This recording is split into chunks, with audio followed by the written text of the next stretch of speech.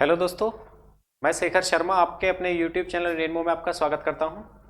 आज हम एलसीएम और एचसीएफ को आगे बढ़ा रहे हैं।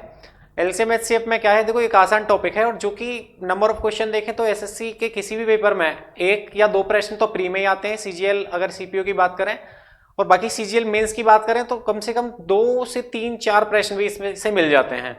तो यहाँ क्या है, आज मैं आपको एचसीएफ और एलसीएम के बारे में बताऊंगा। बाकी देखो टॉपिक आपने बढ़िया से पढ़ा है, एक बार हम इसे देखेंगे। देखो एचसीएफ का मतलब होता है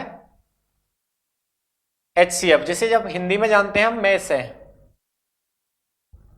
महत्तम समावर्त, ठीक है ना। अब इसमें क्या है, जैसे आ गया एचसीएफ, इसका मतलब है highest common factor. Highest common factor, इसमें एक शब्द जुड़ा है एफ। एफ का मतलब हो गया फैक्टर, यानी कि यहां क्या है, हम दो संख्याओं को लेंगे और दो में हाईएस्ट कॉमन फैक्टर जो बनेगा वही आपका क्या होगा, एचसीएफ होगा। जैसे एक हम संख्या लेते हैं, हमने एक संख्या ली 12, एक संख्या ली 18 और एक संख्या ली हमने 24। मैं आपसे कहूं इनका एचसीएफ क्या होने वाला है। एचसीएफ का मतलब है एक बड़ी से बड़ी संख्या जो प्रश्न में दी गई संख्याओं को काट दे, या मैं इसकी पहचान के लिए लिख सकता हूं जहां भी शब्द आ जाए को, समझ लेना वो आपसे एचसीएफ की बात कर रहा है। जहां शब्द आता है को, समझ लेना वो आपसे किसकी बात कर रहा है, एचसीएफ की। अब जैसे आपके पास ये संख्या आ गई 12, 18, 24। अगर मैं आपसे कहूं कि आप इस 12 को काटें तो आप कहेंगे 2 से कट जाएगी 6 बार, और फिर 2 से काटेंगे 3 बार, और 3 से काटेंगे फिर कितनी बार, 1 बार। यानी कि मैं अगर इसे लिखना चाहूं तो 12 को ऐसे लिख सकता हूं, 2 दूनी 4 और 4 तिये 12। ऐसे क्या करना है, अगर मैं 18 को काटूं तो आप काटेंगे 2 से कट जाएगी 9 बार, और 2 से फिर काटेंगे 3 से, और अगर 3 से काट रहे हैं तो 3 से कितनी बार, 3 बार, और 3 से फिर से कितनी बार, 1 बार। ऐसे ही आपने 24 को अगर डिवाइड करेंगे तो आप करेंगे भी 3 से कट जाएगी 3 अट्ठे 24, फिर 2 से 8, 4 बार गया, और फिर 2 से 2 बार, और फिर 2 से कितनी बार, 1 बार। इसका मतलब अगर मैं 18 को लिखना चाहूं तो मैं इसे ऐसे लिख सकता हूं 2 गुणा 3 गुणा 3। भाई 2 गुणा 3 गुणा 3 आ जाएगा। ऐसे अगर मैं 24 को लिखता हूं तो आप किसे लिख सकते हैं, 2 गुणा 3 गुणा, भाई 2 आया है 3 बार, इसका मतलब 2 गुणा 3 गुणा 2 गुणा 2। अब करना क्या है, जैसे 12 है तो अब 12 को इसे, भाई 2 गुणा 2 गुणा 3 था, अब 12 को भी तो मैं ऐसे लिख सकता हूं 2 गुणा 2 का मतलब 2 की घात 2 गुणा 3। अगर मैं ऐसे लिखूं तो 2 गुणा 3 की घात कितनी, 2। अगर मैं ऐसे लिखूं तो 3 गुणा 2 की घात कितनी, तो आप 2 की घात कितनी, 3। भाई जितनी बार संख्या आती है उतनी ही हम पावर लिख देते हैं। अब देखो, जब आपको संख्याओं का एचसीएफ निकालना हो, एचसीएफ मतलब बड़ी से बड़ी पावर ढूंढनी है। पहला काम कॉमन संख्या ढूंढना, फिर बड़ी पावर ढूंढना। आप मुझे बताएं कि अगर मैं इनका एचसीएफ लेता हूं तो एचसीएफ में क्या है, यहां जो संख्या बन रही है 2 की पावर, देखो पहला तो 2 कॉमन है, यहां तो है 2 की पावर 2, और यहां है केवल 2 की पावर 1, और यहां है 2 की पावर 3। तो पहला काम है कॉमन संख्या ढूंढना। तो 2 की पावर यहां 1 है तो 2 की पावर 1 आ गई, गुणा 3। यहां भी है, यहां भी है, और यहां भी है। तो इसमें कम पावर कौन सी है, तो आपने कहा देखो यहां केवल 3 लिखा है, यहां 3 की घात 2 लिखा है, और यहां केवल 3 लिखा है। तो 3 आ गया, 3 की घात 1 आ गई। इसका मतलब इसका जो एचसीएफ बना वो बना 2 गुणा 3, और 2 गुणा 3 का मतलब इसका एचसीएफ कितना बना, 6 बन गया। ये आपका क्या होगा, आंसर होगा। देखो एचसीएफ की अगर बात आए तो आपका फॉर्मूला बनता है हाईएस्ट कॉमन फैक्टर। इसका मतलब एक ऐसी संख्या ढूंढ के लानी है जो सभी के फैक्टर में आ जाए, सभी के गुणनखंड में आ जाए। आप मुझे बताएं कि देखो जब मैं इसे काटता हूं तो 2 यहां भी है, और यहां भी है, और यहां भी है। तो पहला काम एचसीएफ के लिए आपने लिख दिया 2। दोबारा देखो 3 यहां भी है, 3 यहां भी है, और 3 यहां भी है, तो गुणा में 3 भी आ गया। इसका मतलब इसका एचसीएफ कितना आ गया, 6 आ गया, जो आपका क्या बन गया, आंसर बन गया। यही आपका क्या होगा, एचसीएफ होगा। एचसीएफ की परिभाषा बनती है हाईएस्ट कॉमन फैक्टर, वही क्या होता है, आपका आंसर बनता है। जैसे एक इसी प्रश्न को मैं दूसरे तरीके से बताता हूं आपको। देखो एचसीएफ में क्या करना, हमेशा छोटी संख्या उठा देना। एचसीएफ में क्या करना है, हमेशा छोटी संख्या लेनी है और केवल छोटी संख्या के गुणनखंड देखने हैं। छोटी संख्या लेनी है और छोटी संख्या के ही फैक्टर हम देखेंगे। जैसे इन सब में सबसे छोटी संख्या 12।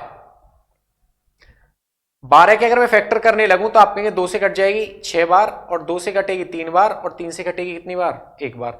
यानी कि आपके लिए बन रहा है 4 गुणा 3, ये बन रहा है 4 तिया 12, ठीक है ना। दूसरा क्या बन सकता है, 6 दूनी 12, और आपका एक ये भी बन सकता है 12 गुणा 1, 12 एकम 12, ठीक है। और यही संख्या बन रही होंगी। अब मुझे बताओ क्या ये 12 से 18 कट जाएगा? तो आप कहेंगे 12 से 18 नहीं कर रहा, इसका मतलब HCF 12 नहीं हो सकता। अब 12 के बाद जैसे हम आगे गए तो 12 से जब हम छोटी की तरफ जा रहे हैं तो फिर आती है संख्या 6। अगर 6 आ गई तो आप देखेंगे 6 से 12 भी कट गया, 18 भी कट गया और 24 भी कट गया। इसका मतलब इसका आंसर क्या बन गया? इसका आंसर बन गया 6। ठीक है, एक तो तरीका इसका ये हुआ। एक इसका मैं आपको एक तरीका और बताता हूं। जब संख्या इस तरीके से लिखी हो और आपने HCF निकालना हो तो बस आप क्या करना, जो आसान तरीका है, आसान ये है कि आप इनका अंतर ले लेना। आप इनका क्या करेंगे? डिफरेंस लेंगे। इनका डिफरेंस कितने का? 6 का। इनका डिफरेंस कितने का? तो वो भी 6 का। या तो ये इनका HCF होगा, 99% चांस ये रहेंगे इनका HCF निकल जाएगा यहीं से। अगर ये HCF ना हो तो आपने क्या करना है, उन संख्याओं की जगह इनका HCF निकालना है। इन संख्याओं की जगह इन जो नीचे अंतर आए ना, डिफरेंस का आप HCF निकालेंगे, वही क्या होगा? आपका आंसर होगा।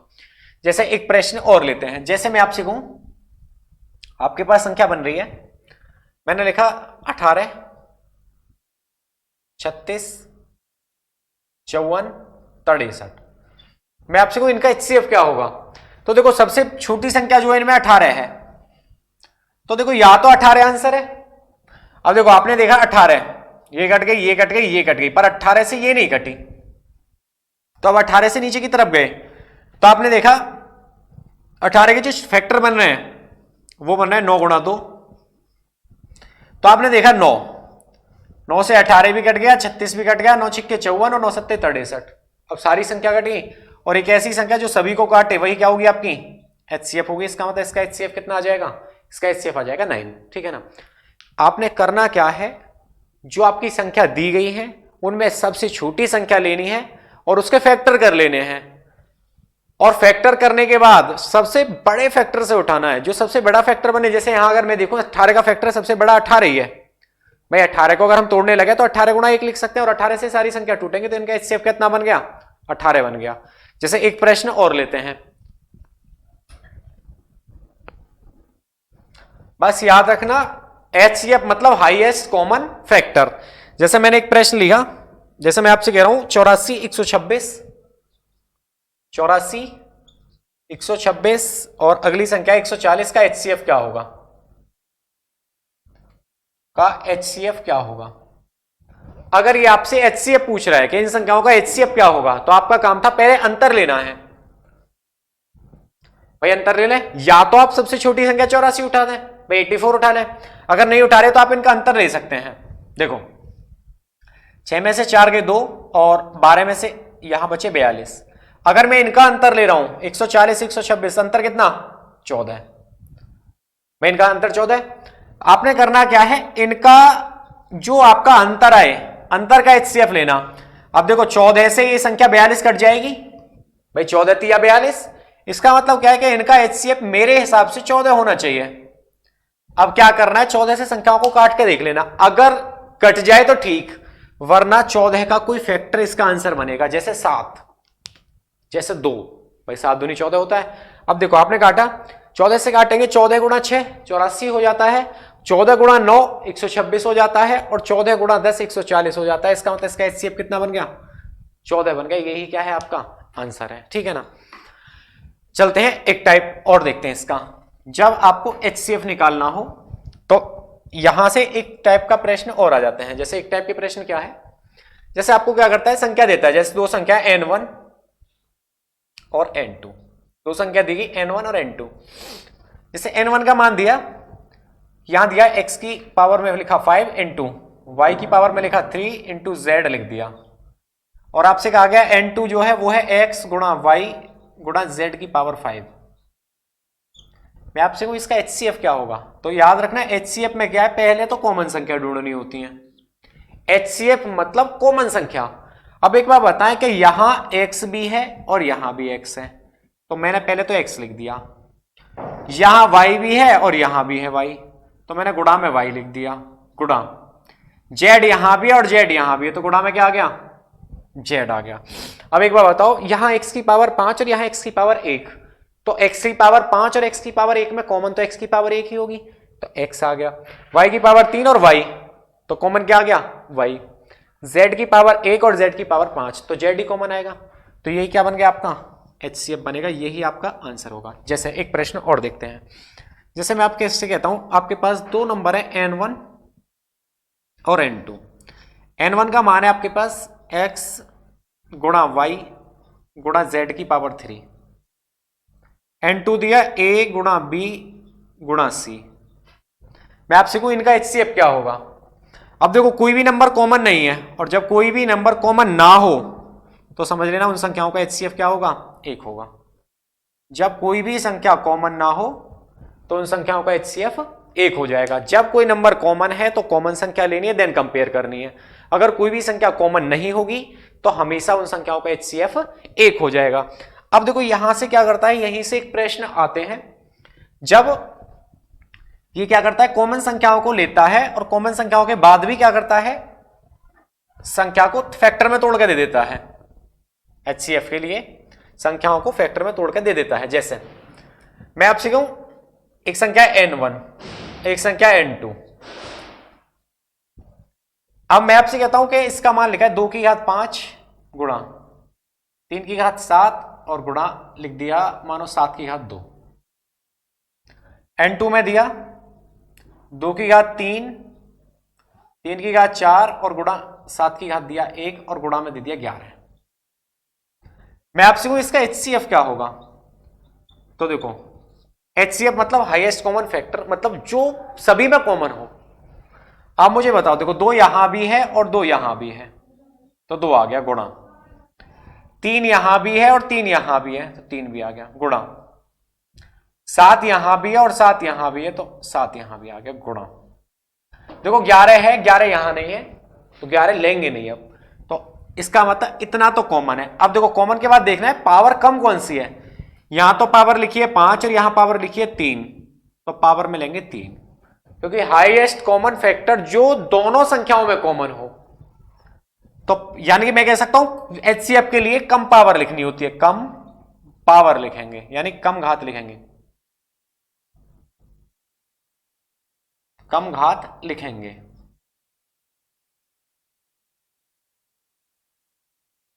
ठीक है। अब एक बार बता, 3 की घात लिखा है 7 और 3 की घात लिखा है 4, तो 3 की घात क्या लिखेंगे 4, 7 की घात 2 और एक 7 की घात 1, तो 7 की घात 1 आ जाएगी। यही क्या है आपका आंसर है। ठीक है। HCF में क्या है कि आपने जैसे जैसे कॉमन संख्या आप ढूंढ के लाए, कॉमन लेनी है और जो दोनों में कम पावर बनेगी वो पावर उठानी है और उसके बाद कंपेयर कर लेनी है। ये तो जब है जब आपके पास कॉमन संख्या बने। अगर कोई भी संख्या कॉमन ना हो तो समझ लेना इनका HCF क्या होगा, 1 हो जाएगा। हमेशा इनका HCF क्या होगा, 1 हो जाएगा। जैसे एक प्रश्न आते हैं, ये क्या करता है n1 n2 और आपको दिया गया n3, 3 संख्या है n1 n2 n3। अब आपके पास 3 संख्या है तो जैसे दे दिया n1 n2 और n3 का मान आपको दिया, ये आपको दिया 12 गुणा 18 गुणा 24, ये आपको दिया 36 गुणा 49 गुणा 51, ये आपको दिया 18 16 और 24। मैं आपसे कहूं इन संख्याओं का HCF क्या होगा। अब देखो करना क्या है, जैसे 12 आ गया आपके पास, तो 12 को मैं ऐसे लिख सकता हूं 2 दूनी 4 और 4 तिया 12, भाई लिख सकता हूं ना इस 12 को तोड़ के। तो मैं क्या करता हूं इस संख्याओं को तोड़ता हूं, 2 दूनी 4 और 4 तिया 12 लिख दिया। ऐसे मैंने 18 को तोड़ा, 3 तिया 9 और 9 दूनी 18, 3 तिया 9 और 9 दूनी 18 गुणा। अब आपके पास था 24, तो आप कहेंगे 2 दूनी 4, 4 दूनी 8 और 8 तिया 24, यानी कि 2 दूनी 4 और 4 दूनी 8 और 8 तिये 24। आपने ऐसे तोड़ दिया। अगर मैं ऐसे तोड़ता हूं 36, इसका मतलब 9 गुणा 4 और 9 क्या है 3 गुणा 3 और 4 क्या है 2 गुणा 2। इसका मतलब मैं ऐसे ऐसे लिख सकता हूं 2 दूनी 4 और 4 तिया 12 और 12 तिया 36 गुणा 49, मतलब 7 गुणा 7 गुणा 51, 17 गुणा 3। ठीक है, चलते हैं आगे। जैसे आपके लिए आ गया 18, 18 को क्या करना है, 3 तिया 9 और 9 दूनी 18, ऐसे 16 को लिखेंगे 2 दूनी 4 और 4 दूनी 8 और 8 दूनी 16। 24 को लिखेंगे 2 दूनी 4 और 4 दूनी 8 और 8 दिए 24। अब मैं इस n1 n2 और n3 को वापस से लेके आता हूं। आप एक बार बताओ n1, पहले देखते हैं n1 2 की पावर कितनी बन रही है। 2 की घात देखो 1 2 3 4 5 और 6, तो 2 की घात तो बन गई 6 गुणा 3 1 2 3 4, यानी कि 3 की घात बन गई 4 गुणा कोई और संख्या। आपने 2 लेना था वो ले लिया, आपने 3 लेना था 3 भी ले लिया, और कोई संख्या ऊपर है नहीं तो छोड़ दिया। अब आते हैं n2 पे। n2 क्या बन रहा है? n2 में बनेगा 2, कितनी बार आ गया तो आप कहेंगे 2 1 2, 2 बार आया तो लिख दिया 2 की घात 2 गुणा 3 1 2 और 1 3 गुणा 7 आया 2 बार गुणा 17 और आ गया। आगे चलते हैं। अब n2 के बाद आएंगे n3 पे। n3 भी ऐसे ही देखना है।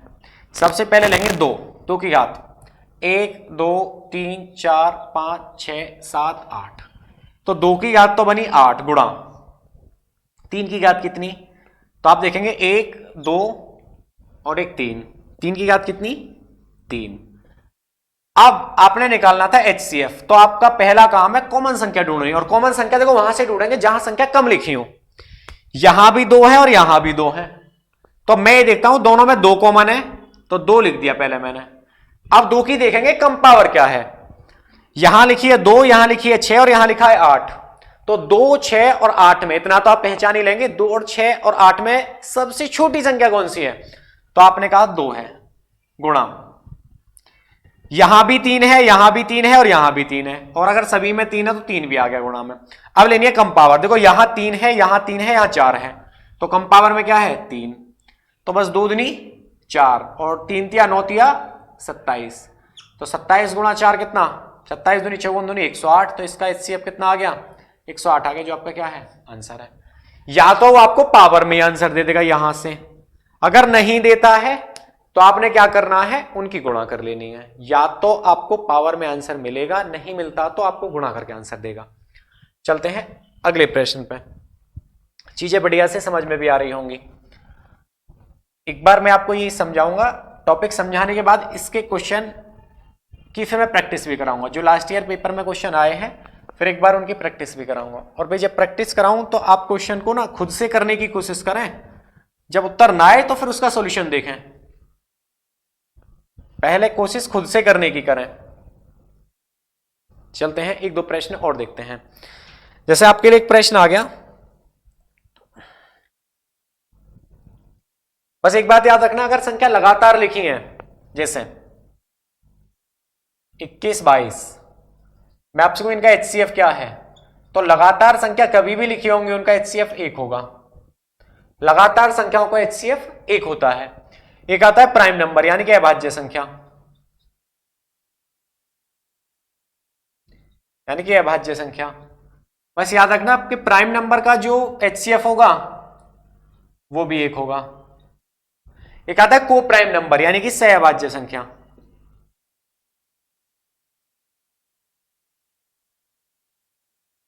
सहअभाज्य संख्या को प्राइम नंबर का भी HCF क्या होता है 1 होता है। सहअभाज्य संख्या लिखी हो, अभाज्य संख्या लिखी हो या लगातार संख्या लिखी हो, इनका HCF क्या होता है हमेशा 1 होता है। जैसे यहां से एक प्रश्न आता है, जैसे आपको देता है कि दो लगातार संख्या हैं A और B, उनका HCF क्या होगा। दो लगातार संख्या हैं A और B, उनका HCF क्या होगा, तो आप याद रखेंगे हमेशा HCF उनका 1 होगा। जैसे एक प्रश्न देखते हैं भाई, ये कहता है 16 24 48 54 का HCF क्या होगा। 16 24 48 54 का HCF क्या होगा। एक बार खुद से करने की कोशिश करेंगे और पावर में तोड़ लाओ हो जाएगा प्रश्न, पावर में तोड़ लाओ हो जाएगा। देखो इस 16 में है सारे के सारे मान 2 की पावर के, अगर 2 की पावर के इसका मतलब उत्तर 2 की पावर में बनेगा। या तो देखो 16 उत्तर है, 16 से 24 नहीं कट रहा है, इसका मतलब 16 नहीं हो सकता, 2 का भाग कर लाओ, क्योंकि 2 की पावर 4 16 होता है, तो 2 का भाग किया 8, 8 से 16 कट गया, 8 से 24 कट गया, 8 से 48 कट गया, पर 8 में 54 नहीं आता भाई, 8 के पहाड़े में कभी 54 नहीं आता, क्योंकि 8 सत्ते 56 होता है, इसका मतलब 8 HCF नहीं है। इसके बाद आएंगे 4 पे, 4 से 16 कट गया, 4 से 24 कट गया, 4 से 48 भी कट गया, और 4 से 54 को काटेंगे, 4 से 54 भी नहीं कटेगा। अब 4 से छोटी संख्या बनेगी 2, 2 से 16 भी गया, 24 भी गया, 48 भी गया और 54 भी गया, इसका मतलब इनका HCF क्या है? 2 है। इनका HCF क्या है? 2 है, जो आपका क्या है? आंसर है। इन संख्याओं का HCF कितना आ गया? 2 आ गया, जो क्या होगा आपका आंसर होगा। चलते हैं आगे, देखेंगे अगला प्रश्न क्या बनता है। अगर यहां तक HCF बढ़िया से समझ में आया है तो फिर आपको एक बार LCM और समझाता हूं। तो देखो LCM में क्या होता है, LCM यानी कि लेस है, लघुत्तम समावर्तक, ठीक है। इसमें आता है लीस्ट कॉमन मल्टीपल। मल्टीपल का मतलब हो गया कोई इसकी गुणा में आंसर बनेगा, लीस्ट कॉमन मल्टीपल। देखो वहां क्या करते थे, हम छोटी संख्या देखते थे और उसी से हम आंसर निकालते थे, पर लीस्ट कॉमन मल्टीपल आ गया, इसका मतलब यहां बड़ी संख्या देखनी है और बड़ी संख्या के गुणज में आगे बढ़ना है। या तो बड़ी संख्या होगी, नहीं है तो बड़ी संख्या के गुणज में आगे बढ़ेंगे। जैसे मैं आपसे कहूं, आप मुझे बताएं 12, 24, 36 का एलसीएम क्या होगा, और इसकी पहचान है से। याद रखना, जहां प्रश्न में आपसे से बोल दे समझ लेना ये आपसे अब एलसीएम की बात कर रहा है। आप एक बार बताएं, 12, 24, 36 इनका एलसीएम पूछ रहा है, और अगर 12, 24, 36 का एलसीएम पूछा गया तो इसमें बड़ी संख्या 36, और अगर सबसे बड़ी संख्या 36 है तो मुझे एक बार बताओ, या तो एलसीएम 36 है, या तो एलसीएम 36 है। अगर नहीं है तो आप एक बार देखेंगे, आप एक बार बताओ कि 12, 12 दूनी 24, 12 तिया 36, 12 से तो कट गए, पर 24 और 36 आपस में नहीं कट रहे। तो मुझे एक बार बताओ कि अगर मैं 36 को लिखूं तो क्या मैं इसे ऐसे लिख सकता हूं 4 गुणा 9? अगर मैं इसे लिखता हूं तो इसे मैं ऐसे भी लिख सकता हूं 2 दूनी 4। करना क्या है, सबसे बड़ी संख्या उठा लेनी है और उसके फैक्टर कर लेने हैं। 2 दूनी 4 और 3 तिया 9। अब मैं क्या करता हूं, देखो मैंने देखा 2 दूनी 4, 4 तिया 12, तिया 36 हो गया सारा यहां तक। अब मुझे बताया 24, 24 में है 2 दूनी 4 और 4 तिया 12 और 12 दूनी 24, इसका मतलब 24 में एक 2 एक्स्ट्रा है, 24 में एक 2 एक्स्ट्रा आ गया। तो यही आपका क्या होगा, यही आपका एलसीएम होगा। कर देते हैं गुणा भाई, 2 दूनी 4 और 4 दूनी 8, 8 तिया 24 और 24 तिया 72, जो आपका क्या बन गया, आंसर बन गया।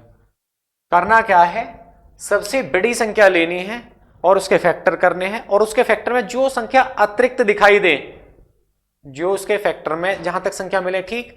अब उसके बाद बाकी संख्याओं को देखना है और उनके फैक्टर में जो आपको एक्स्ट्रा संख्या मिलती चली जाए बस उनकी गुणा कर लेनी, वही क्या होगा आपका एलसीएम हो जाएगा। जैसे एक प्रश्न और लेते हैं, यहां से समझ में थोड़ा कम आया होगा, कोई दिक्कत नहीं है, एक बार वीडियो को फिर से रिवाइज करके देख लेना, चीजें बढ़िया से समझ में आएंगी, कोई दिक्कत नहीं। जैसे आपको कहा गया, आप मुझे बताएं 60, 72, 108 और 108 के बाद 144। मैं आपसे कहूं इनका एलसीएम क्या होगा, इन संख्याओं का एलसीएम क्या होगा। अब जी अभी आपसे एलसीएम पूछ रहा है, तो एलसीएम मतलब लीस्ट कॉमन मल्टीपल, एम आ गया मल्टीपल। देखो वहां एचसीएफ, एफ का मतलब फैक्टर था, फैक्टर आंसर बनता था। यहां एलसीएम, एम का मतलब मल्टीपल आ गया, इसका यानी कि कोई मल्टीपल आंसर बनेगा। और अगर मल्टीपल ही आंसर बनेगा तो सबसे बड़ी संख्या उठा दो। सबसे बड़ी संख्या 144। 144 में कौन कौन सी संख्या नहीं थी, तो आप देख रहे हैं 12 गुणा 12। भाई आसान मेरे लिए यही था कि मैं 12 गुणा 12 में तोड़ रहा हूं। अब मुझे एक बात बताओ कि अगर 12 को मैं देखूं तो 12 को ऐसे लिख सकता हूं 2 दूनी 4 और 4 तिया 12, 2 दूनी 4 और 4 तिया 12। अब देखो, अब मैंने संख्या देखी 108। देखो 72 से 144 कट जाता है, क्योंकि 72 दूनी 144, तो 72 को तो चेक ही नहीं करना। अब ये देखना है कि कौन सी संख्या कहां एक्स्ट्रा मिली है, जहां एक्स्ट्रा मिली उनकी गुणा करनी है। जैसे 108 मैं इसे लिख सकता हूं 12 गुणा 9। एक बार बताओ, 12 तो मेरे पास है ये रहा, और 9 में एक 3 तो मेरे पास पहले से ही लिखा है, भाई अगर मैं 9 को तोड़ूं तो 3 गुणा 3 लिख सकता हूं, और एक 3 मेरे पास पहले से मौजूद है, एक 3 बच गया, तो एक 3 मैंने यहां और लगा दिया, गुणा। अब आते हैं 60 पे। 60 में था 12 गुणा 5, क्योंकि 12 तो मेरे पास पहले से ही मौजूद है, अब बचा क्या 5, और 5 और बचा उसे और लिख दिया। बस यही आपका क्या होगा, एलसीएम होगा। सबसे बड़ी संख्या लेनी है, उसके फैक्टर करने हैं, उसके बाद जो छोटी संख्या कॉमन बनती चली जाए ठीक, और जो बचती चली जाए उन्हें लिखते चले जाएंगे, बस गुणा करेंगे। देखो 2 दूनी 4, 4 दूनी 8, 8 दूनी 16, 16 पंजे 80, गुणा 3, 3 तिया 9, 9 तिया 27, बस ये आपका आंसर है। 0, 8 सत्ते 56 का 6, 8 दूनी 16, 16 और 5 कितने 21, 2160 आ गया आपका आंसर है। कितनी भी बड़ी संख्या लिखी हो, अगर आपने उनका एलसीएम निकालना है तो क्या करना है, कॉमन संख्याओं को ढूंढ के लाना है, और उसके बाद जो संख्या एक्स्ट्रा बचती चली जाए उनकी और गुणा कर लेनी है, वही क्या होगा आपका एलसीएम हो जाएगा। जैसे एक प्रश्न और देखते हैं, यहां से एक प्रश्न और देखेंगे।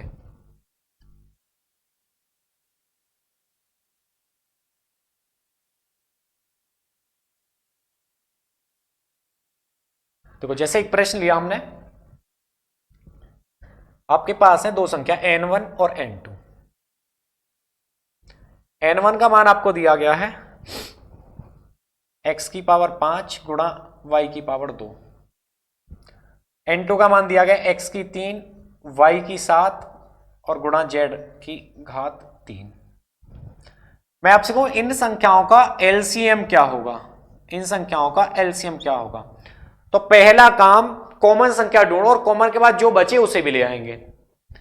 x, y और z, सबसे ज्यादा मान आपके पास इस संख्या में थे, ये उठा दिया। मुझे बताओ x की घात यहां तो है 5 और यहां कितनी है 3, तो यहां देखो वहां क्या था, छोटी पावर उठाते थे जब आप एचसीएफ निकालते थे, पर जब आप एलसीएम निकालेंगे तो फिर आप बड़ी पावर लेंगे। x की घात 5 और x की घात 3 में बड़ी पावर है 5, y की घात 2 और y की घात 7 में बड़ी घात कितनी है 7, z की घात, यहां z है ही नहीं, यहां z है, तो z की घात कितनी 3, यही आपका क्या होगा एलसीएम होगा। ठीक है, अब ये क्या करता है, इसी को संख्या में ले आता है, n1 और n2 दे दिया आपको, 2 की घात 3 गुणा दे दिया 5 की घात 2 गुणा 7, यहां दिया 3 की 3 गुणा 5 की 4 गुणा 11। मैं आपसे कहूं इन संख्याओं का एलसीएम क्या होगा, पहला काम कॉमन संख्या ढूंढ लाओ, पहला काम कॉमन संख्या ढूंढना। देखो दोनों में कॉमन है 5, 5 की घात कितनी 4, वो लिख दिया। अब यहां 2 है तो 2 की घात कितनी 3, यहां 7 है तो 7 आ गया, गुणा यहां 3 की 3 है तो गुणा में 3 की 3 भी आ गई, और गुणा जो संख्या बचती है वो और आ जाएगी गुणा में, गुणा में कितना आ गया 11 आ गया। यही क्या है आपका एलसीएम। देखो एचसीएफ में क्या करते थे, हम कॉमन संख्या ढूंढते थे और उसके बाद कंपेयर कर लाते थे, जो सभी में कॉमन बनती थी वही आपका आंसर बन जाती थी। जब आप एलसीएम निकालेंगे तो एलसीएम में क्या करना है कि जो भी संख्या बचती चली जाएंगी वही संख्या हम लिखते चले जाएंगे, यहां कॉमन नहीं ढूंढना। एलसीएम में सारे के सारे मल्टीपल रहते हैं, और मल्टीपल रहेंगे तो जो भी मान बनेंगे वो सारे के सारे प्रश्न में कंपेयर करके हो जाएंगे। ठीक है, अब एक प्रश्न देखते हैं। बस एक बात याद रखना कि जब प्रश्न फ्रैक्शन में दिया हो, यानी कि भिन्न में दिया हो, जैसे एग्जाम्पल में एक प्रश्न लेते हैं, आपको दिया गया 2/5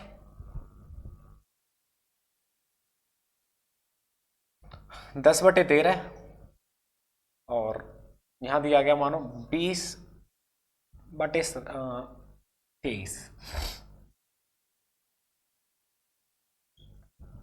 और मैं आपसे पूछूं इन संख्याओं का एलसीएम क्या होगा। प्रश्न जब आपको भिन्न में दिया हो और आपसे एलसीएम पूछा हो कि इन संख्याओं का एलसीएम क्या होगा, तो आप एक बात याद रखना, जब आपसे एलसीएम पूछेगा ना तो भिन्न की क्वालिटी है कि जब भिन्न में दे प्रश्न और एलसीएम पूछे तो ऊपर वाली संख्याओं का तो एलसीएम निकालना और नीचे वाली संख्याओं का एचसीएफ निकालना। ऊपर वाली संख्याओं का तो निकालते हैं एलसीएम जब आपसे एलसीएम पूछा हो। तो अगर मैं आपसे कहूं 2, 10 और 20, इनका तो निकालना है एलसीएम। नीचे है 5, 13, 23, इनका निकालना है क्या एचसीएफ। और अगर इनका एलसीएम निकालना है तो एलसीएम निकालने का भी आपको तरीका बताया था, सबसे बड़ी संख्या उठा लाओ, देखो 20, 10 से भी कट जाएगी, 2 से भी कट जाएगी, इसका मतलब एलसीएम तो बन गया 20। और एचसीएफ के लिए अभी आपको एक बात बताई थी कि हमेशा अगर लगातार संख्या लिखी है या प्राइम नंबर लिखे हैं उनका एचसीएफ हमेशा 1 होगा। अगर इनका एचसीएफ 1 है तो इसका उत्तर कितना आ गया 20, इसका उत्तर कितना आ गया 20 आ गया। अब आप एक बात यहां से ये समझे कि जब आपको भिन्न में यानी कि फ्रैक्शन में प्रश्न दिया हो और आपसे एलसीएम पूछा हो तो ऊपर वाली संख्याओं का तो एलसीएम निकालते हैं और नीचे वाली संख्याओं का एचसीएफ निकालते हैं। अब इसी का एक प्रश्न ये बन सकता है कि जब ये आपसे एलसीएम ना पूछ के एचसीएफ पूछ ले, एलसीएम ना पूछ के एचसीएफ पूछ ले कि इन संख्याओं का एचसीएफ क्या होगा। अब जब आपसे एचसीएफ पूछा हो तो याद रखना कि जब भिन्न में एचसीएफ पूछ ले तो ऊपर वाली संख्याओं का तो एचसीएफ निकालना है और नीचे वाली संख्याओं का क्या निकालना है एलसीएम। अब जब एचसीएफ निकालेंगे तो आप कहेंगे 2, 10 और 20, इनका एचसीएफ तो आएगा ऊपर, कहां निकालेंगे एचसीएफ, और 5, 13, 23 कहां निकालेंगे एलसीएम। ठीक है, अब अगर इनका एचसीएफ निकालना है तो एक ऐसी संख्या, एचसीएफ मतलब एक ऐसी संख्या जो सभी से कट जाए, या सॉरी एचसीएफ एक ऐसी संख्या होती है जो सभी को काट दे। तो सबसे छोटी संख्या उठा देते हैं हम एचसीएफ में, तो 2, देखो 2 से 2 भी कटेगा, 10 भी कटेगा और 20 भी कटेगा, इसका मतलब एचसीएफ कितना आ गया 2। अब आपसे कहा गया नीचे वाली संख्याओं का एलसीएम, और प्राइम नंबर की क्वालिटी है कि हमेशा अभाज्य संख्याओं के जो एलसीएम होंगे, हमेशा अभाज्य संख्याओं का जो एलसीएम होगा वो उन संख्याओं की गुणा होगी, जैसे 5 गुणा 13 गुणा 23। तो ये इसका आंसर है, अभाज्य संख्याओं का एलसीएम हमेशा उन संख्याओं की गुणा होती है, अभाज्य संख्याओं का गुणनफल हमेशा उन संख्याओं का एलसीएम बन जाएगा। चलते हैं थोड़ा आगे, जैसे इसी में एक प्रश्न आपसे आ जाए, ये तो हुआ जब आपको भिन्न में दिया। अब ये क्या करता है, इस प्रश्न को भिन्न में नहीं देता, इस प्रश्न को लिख देता है दशमलव में। जैसे मैं आपसे कहूं 1.5, 2.5 और 3.5 का एचसीएफ क्या होगा, का एचसीएफ क्या होगा। तो आपका काम रहेगा, आपने यहां से दशमलव हटाए, नीचे क्या आ गया 10, दशमलव हटाया फिर 10 और दशमलव हटाया फिर 10।